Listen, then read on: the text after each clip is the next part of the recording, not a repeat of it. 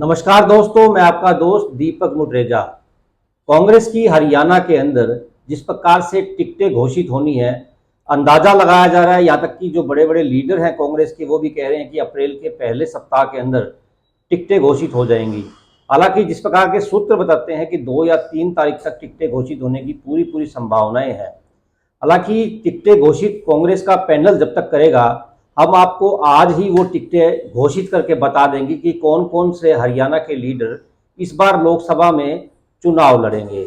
ये खबर आपके लिए बहुत ज़रूरी है और जानने के लिए, क्योंकि आप राजनीति के अगर बारे में जानना चाहते हैं कि किस तरह से टिकटें मिलनी है और कौन कौन से कैंडिडेट आने वाले हैं, इस बारे में हम पूरा खुलासा आज ही कर देंगे। हमारे साथ वरिष्ठ पत्रकार और राजनीतिक विश्लेषक अजय मल्होत्रा जी जुड़े हैं। सर नमस्कार। सर, क्या कहते हैं आपके सूत्र कि कांग्रेस किसको टिकट दे सकती है हरियाणा के अंदर? हालांकि 9 टिकटें उन दोनों लोगों ने देनी है, तो कहाँ कहाँ से टिकटें और कौन कौन लड़ेगा? हालांकि कांग्रेस की चुनाव समिति तो 2 या 3 तारीख को देगी। हम आज ही आपसे जान लेंगे कि टिकटें कौन कौन जो है चुनाव लड़ने वाला है। देखो, कांग्रेस का कल्चर है कि टिकटें घोषित करने में टाइम लेते हैं ताकि लोगों की उत्सुकता बनी रहती है। इसको चाहे आप किसी एंगल से भी देख लो। भारतीय जनता पार्टी ने पहले भी अपनी टिकटें जल्दी घोषित करी थी और अब की बार फिर कर दी है उन्होंने। जहाँ तक कांग्रेस का प्रश्न है, कांग्रेस की जो स्टेट कमेटी थी उसने अपनी जो रिकमेंडेशंस थी कर ली। दो दो के पैनल बना के उन्होंने भेज दी, और जो 2 के पैनल भी भेजे हैं उनमें भी उन्होंने 1 और 2 नंबर दे रखे हैं उनको, भाई ये हमारे कैंडिडेट्स हैं। हाईकमान से जो छन छन के बातें सामने अब आ रही हैं, क्योंकि हाईकमान की जो सेंट्रल इलेक्शन कमेटी है वो 1 या 2 तारीख को बैठेगी। अब 31 तारीख को जो इंडिया ब्लॉक की रैली है दिल्ली में केजरीवाल जी की गिरफ्तारी के विरोध में, तो सभी नेता उसमें व्यस्त रहेंगे। 1 तारीख के बाद फिर ये आपकी एक रात को, 31 के बाद एक रात को या 2 को ये बैठक हो जाएगी। In the mean time Maharashtra के साथ भी उनकी बात चल रही है। जो महाराष्ट्र में जो गठबंधन है इनका, उसमें टिकटों का फैसला होना है। बिहार का कर लिया है इन्होंने फैसला। अब इस इनके लिए मुख्यतः सिर्फ आपका महाराष्ट्र रह गया है। यूपी में पहले ही हो चुका था। तो ऐसे में अब जो स्टेट वाइज इन्होंने लेना है, हरियाणा छोटा स्टेट है परंतु भारतीय जनता पार्टी के लिए भी महत्व रखता है। जिस प्रकार से पंजाब में छोटा स्टेट होने के बावजूद भी महत्व है उसका, क्योंकि पंजाब इंटरनेशनल बॉर्डर पाकिस्तान के साथ लगता है, वहाँ के अलग जोग्राफिक महत्व हैं। हरियाणा दिल्ली को 3 तरफ से घेरता है एनसीआर में, तो इसलिए हरियाणा का महत्व भी बहुत ज़्यादा है। हरियाणा में अब तक, जैसे आप सरसा से शुरू हो जाओ, आपने कुछ दिन पहले आपके ही चैनल पे एक बात आपने कही थी, और शैलजा का आपने इंटरव्यू भी दिखाया था, शैलजा की बाइट भी दिखाई थी, जिसमें उन्होंने कहा था कि उनकी इच्छा है कि वे विधानसभा चुनाव लड़ें। परंतु उसके बाद से लेके कुछ सिनेरियो बदला है। अब आप 2 दिन से शैलजा का बाइट आ रही हैं कि मैं चुनाव, अगर पार्टी टिकट देगी तो मैं चुनाव लड़ना चाहती हूँ।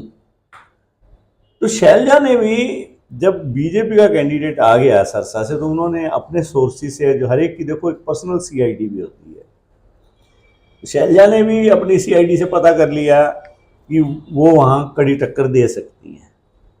तो अब जिस प्रकार से आज और कल में वो शैलजा जी सरसा गई भी हैं, और जिस प्रकार से उनके सपोर्टर में हौसला है सरसा में, वहाँ सिख मतदाता बहुत ज़्यादा है, वहाँ एससी मतदाता बहुत ज़्यादा है, वहाँ जाट मतदाता है, वो सारा आज की तारीख में कांग्रेस की तरफ झुकाव है उसका। और तंवर के साथ मोदी जी का सहारा है, लेकिन तंवर 3-4 बार पार्टियां बदल चुके हैं, ये उनका ड्रॉबैक भी है। तो ये जो हालात देखते हुए उनके मन बना है शैलजा का भी। अब तो कांग्रेस हाईकमान, जब शैलजा तैयार है तो लगभग तय है कि अब शैलजा ही लड़ेगी सरसा से। फिर आप हिसार आ जाओ। हिसार में भारतीय जनता पार्टी ने रणजीत सिंह जी को मैदान में उतार दिया। रणजीत सिंह जी के मैदान में उतरने से जो वहाँ चांसेस थे पहले गंगवा के उतरने के या अभिमन्यु के उतरने के, अब रणजीत सिंह एक नए कैंडिडेट हो गए वहाँ। और इसी दौरान विजेंद्र ने, जो वहाँ के सांसद थे, कांग्रेस में ज्वाइन कर लिया, बीजेपी उन्होंने छोड़ दी। अब जो नया समीकरण बन के आया है हरियाणा कांग्रेस में बैलेंस का, हाईकमान की नज़र में जो है कि वहाँ से अब कांग्रेस को जाट के रूप में, नेता के रूप में वीरेंद्र सिंह मिल गया है।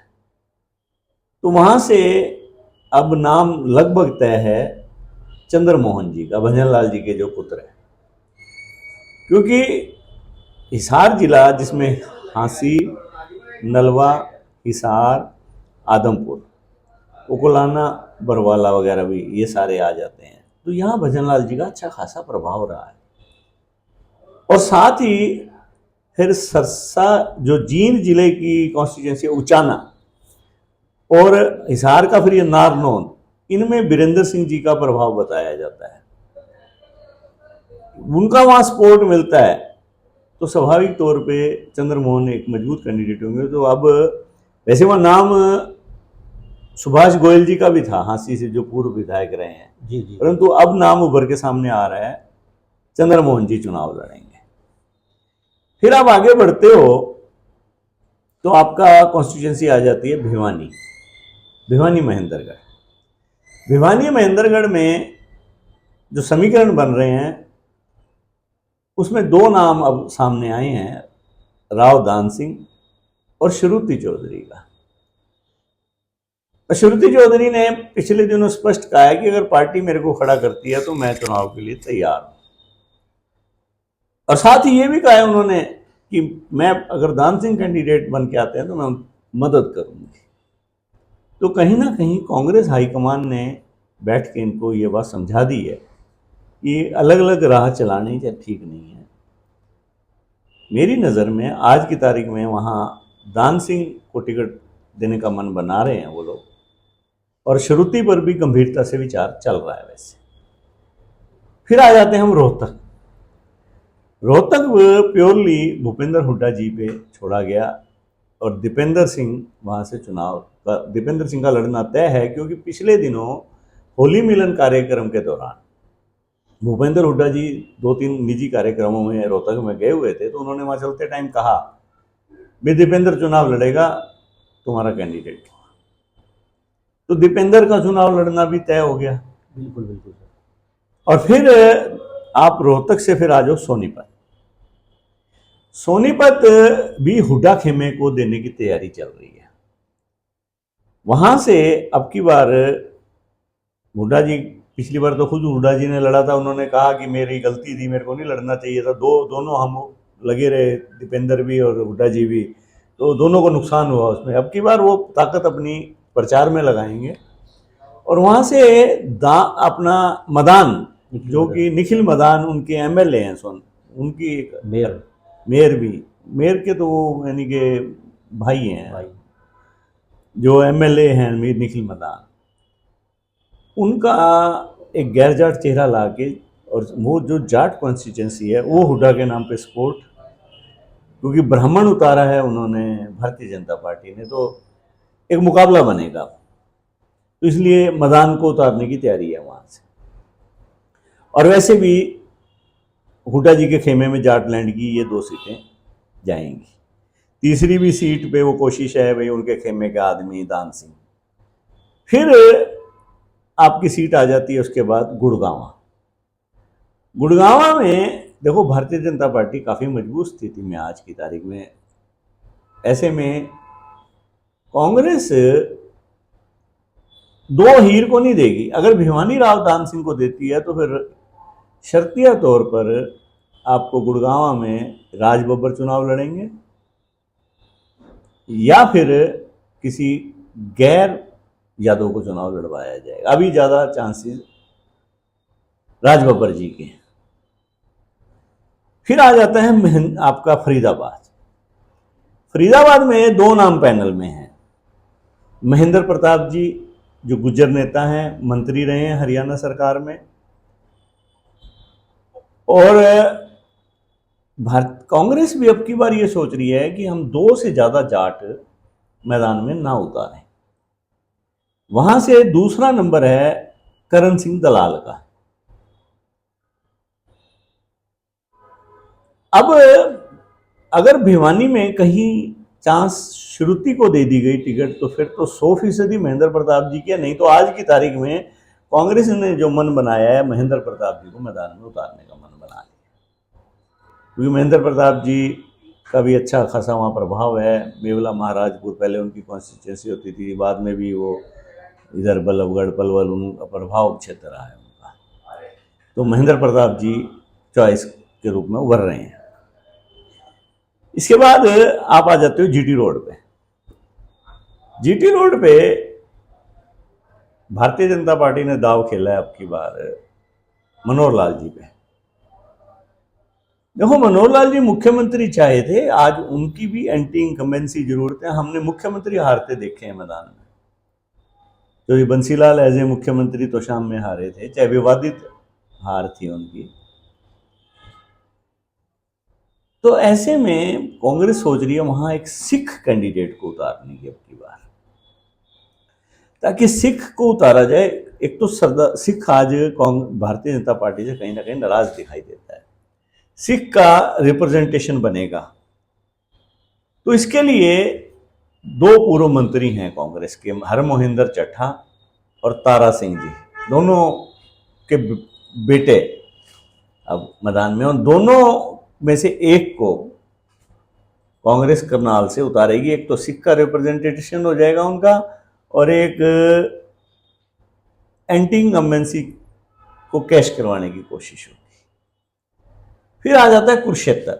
वो इंडिया गठबंधन में पहले ही वैश्य समाज को और केजरीवाल जी की पार्टी को जा चुकी है, जो वैश्य समाज का कोटा भी पूरा हो जाता है। अगर कांग्रेस अब देखो सिख को दे रही है, आपके पंजाबी को दे रही है, आपके जाट को दे रही है, गुज्जर को टिकट दे रही है, तो कास्ट समीकरण भी बिठाए जा रहे हैं। फिर आ जाता है आपका अंबाला, जो कि रिजर्व कॉन्स्टिट्यूंसी है। वहां से 2-3 कैंडिडेट थे, लेकिन कांग्रेस का जो मन बना है, जो दिखाई दे रहा है, वरुण मुलाना जी का पुत्र है और उसकी वहाँ कार्य अच्छा रहा है, तो वो एक मजबूत कैंडिडेट है। क्योंकि बंतो कटारिया जी के साथ तो सिर्फ भारतीय जनता पार्टी या फिर एक सिंपैथी जो कटारिया जी के कारण थी, उसके बेस पे लड़ेंगी, क्योंकि वो तो बेचारी कभी उन्होंने लड़ा नहीं है चुनाव। जी जी सर। तो ऐसे में वरुण एक नया कैंडिडेट के रूप में उतरेगा। तो इस प्रकार हरियाणा की 10 सीटों पे 1 या 2 पे जाट, 1 पे आपका पंजाबी, 1 पे सिख और गुज्जर, इस तरह से कैंडिडेट। हाँ, एक चीज और भी बात चल रही है कि गुड़गांव से एक ब्राह्मण को भी उतारा जा सकता है। तो ऐसे में जितेंद्र शर्मा है वहां पर हुड्डा खेमे के, क्योंकि ब्राह्मण का कोटा भी पूरा हो जाता है। वो मजबूत भी कैंडिडेट है, उनका अच्छा प्रभाव है इलाके में। सोना, गुड़गांवा, वो नगर परिषद का भी उनका रहा है, वो कांग्रेस के टाइम में काफ़ी सक्रिय रहे हैं। तो कांग्रेस चाहे देर से सही, जो दिखाई दे रहा है, 10 सीटों पे लगभग उनका मन बन चुका है। 2 या 3 को ये घोषणा हो जाएगी तो हरियाणा की जनता को अच्छे मुकाबले देखने को मिले। मतलब चुनाव सर रोचक होगा इस बार, कहने का मतलब ये है। बिल्कुल होगा। और जहाँ तक बात सर आती है हिसार से, जिस प्रकार से जिंदल जी बीजेपी के अंदर चले गए हैं, तो जिंदल जी का प्रभाव भी हिसार के अंदर अच्छा है सर, क्योंकि जो सावित्री जिंदल भी वहाँ से भी एमएलए रही हैं, वो कहीं ना कहीं चंद्रमोहन जी की खिलाफत करेंगी, क्योंकि अब आजकल वो बीजेपी में है। उसका कितना प्रभाव सर पड़ेगा? बिल्कुल करेंगी, परंतु जिंदल जी 10 साल से बिल्कुल आउट ऑफ टच हैं हिसार से। और जब सावित्री जिंदल एमएलए भी थी ना, तब भी उन्होंने 5 साल इलाके में कुछ ज़्यादा सक्रियता नहीं थी। अब वो कुरुक्षेत्र चुनाव लड़ रहे हैं, उनको तो पूरा जोर ही कुरुक्षेत्र में लगाना पड़ेगा, क्योंकि वो कुरुक्षेत्र में भी 10 साल बाद गए हैं। जी जी। तो उनके साथ एक कोयला घोटाले का टैग भी है, उसको भी उन्होंने हटाना है और चुनाव भी लड़ना है। तो इसलिए हिसार में उनकी ज़्यादा इंटरफेरेंस नहीं रह जाएगी। और यूं भी देखो, हिसार के अंदर चोई भजनलाल परिवार का, चाहे वो वैश्य हों चाहे वो पंजाबी हों, उनमें अच्छा खासा असर है। हिसार में दो ही कम्युनिटी ज़्यादा है, जी जी वैश्य और पंजाबी। तीसरी वहाँ सैनी है, जी पर सैनीज पे नो डाउट नायब सैनी जी के कारण असर रहेगा। परंतु देखो ओवरऑल तो भारतीय जनता पार्टी को मोदी जी का सहारा है ही, उस कारण वो आगे बढ़ रहे हैं। जी। अब कांग्रेस को ऐसे में मोदी जी से चुनाव लड़ने के लिए बड़े मजबूत कैंडिडेट लाने पड़ेंगे। अगर वो जो कैंडिडेट है वो सिर्फ कांग्रेस के नाम पे चुनाव नहीं लड़ेंगे, वो अपनी मजबूती के साथ भी लड़ेंगे, अपने वजूद पे भी लड़ेंगे। भाजपा के जो कैंडिडेट हैं वो तो सिर्फ मोदी जी के नाम पे चुनाव लड़ेंगे। अब पंजाबी वोट आपने देखा नहीं है भिवानी में जो धर्मवीर जी जब वोट मांगते हैं तो वो यही कहते हैं श्री राम के नाम पे मोदी जी को प्रधानमंत्री बनाने के लिए वोट दो। बिल्कुल उनका कोई वो ये नहीं रखते कि क्या हमने वो करना अपने है। लिए या पार्टी के लिए थोड़ा ना वोट मांग रहे हैं। जी, जी। जो कांग्रेस का कैंडिडेट है वो कांग्रेस के लिए काम मांगेगा, वो अपने वजूद दिखाने के लिए मांगेगा। एक सर और भी बात आ रही है ये कि अगर श्रुति चौधरी को टिकट नहीं मिलता, हालांकि उन्होंने बयान भी दिए हैं कि वो अगर दान सिंह जी को टिकट मिलती है तो वो मदद भी करेंगी, ऐसे में क्या लगता है सर श्रुति चौधरी किस प्रकार से मदद कर पाएंगी, या फिर जो है अगर इनका आपस में फिर विवाद जो है अगर चलेगा कांग्रेस का देखो मेरे को नहीं लगता कि देखो श्रुति किरण चौधरी जी बहुत समझदार पॉलिटिशियन है। वो उनको कांग्रेस के कल्चर का आपसे हमसे और दूसरों से ज़्यादा पता है। वो बिल्कुल नहीं चाहेंगी, खास तौर पे तोशाम में और बारड़ा में आने वाले टाइम में श्रुति बारड़ा से एक सुटेबल कांग्रेस का कैंडिडेट भी है, तो वो इन इलाकों के अंदर तो कल को विधानसभा सिर पे आ रहा है, आपने अगर मदद नहीं करी तो आपका वोट खिसक गया, जी जी वो भाजपा में चला गया, तो फिर विधानसभा में आपके लिए भी दिक्कत आ जाएगी। तो इसलिए वो शायद ईमानदारी से काम करेंगी।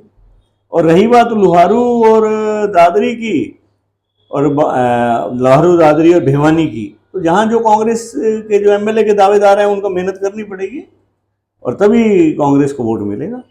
जैसे विजेंद्र जी जो है बीजेपी छोड़ करके कांग्रेस में आए हैं।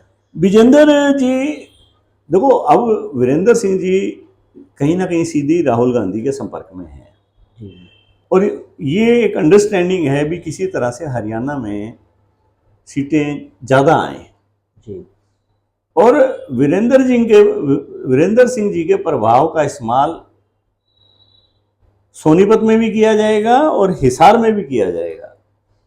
और इससे ये नहीं कि विजेंद्र चुनाव नहीं लड़ेगा तो उनका कद नीचा रह जाएगा, उनका कद बढ़ेगा अगर ये दोनों सीटों पे कांग्रेस जीत जाती है तो।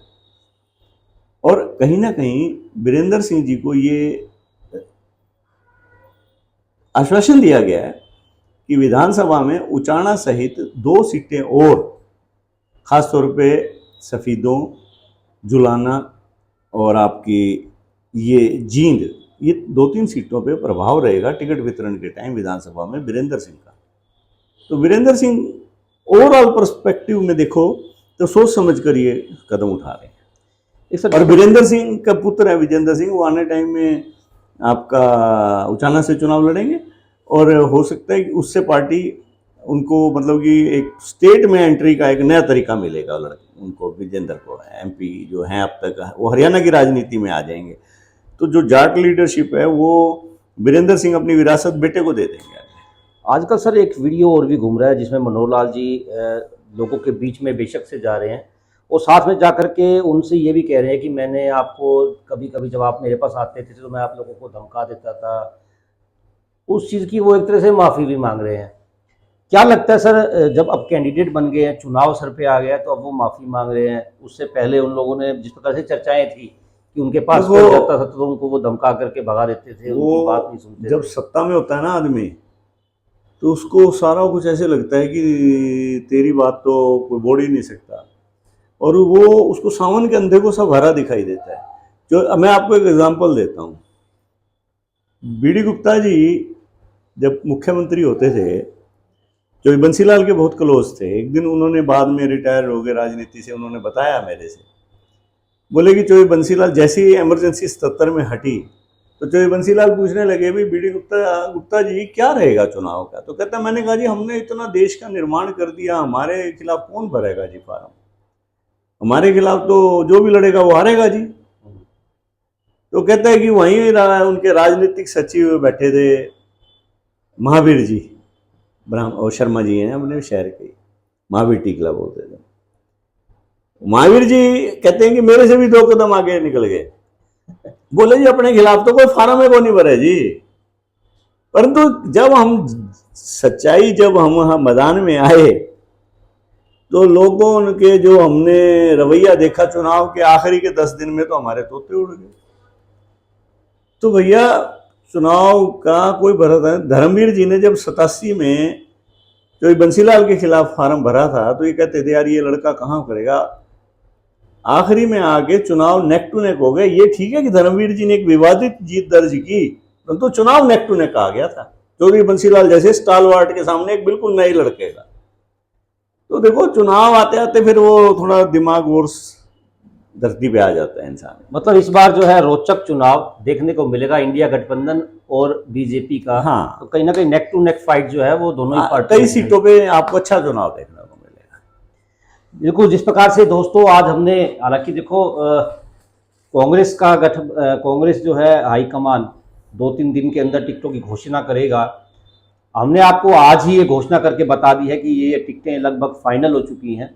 ये जो सूत्र हैं ये सूत्र कहीं कमज़ोर नहीं है, क्योंकि हमने आपको पहले बीजेपी की टिकटें भी घोषित करके बता दी थी और हमारी लगभग सारी की सारी टिकटें वैसी की वैसी ही बीजेपी ने भी दी हैं। हम ये नहीं कह रहे कि टिकटें हम बांट रहे हैं, लेकिन हमारे सूत्र आपको आज ही हम आपको बता रहे हैं कि टिकटें किन को मिलने वाली है। आपको हमारी वीडियो पसंद आई तो ज़रूर आप हमारे चैनल को सब्सक्राइब करें, लाइक करें और शेयर भी करें। नमस्कार।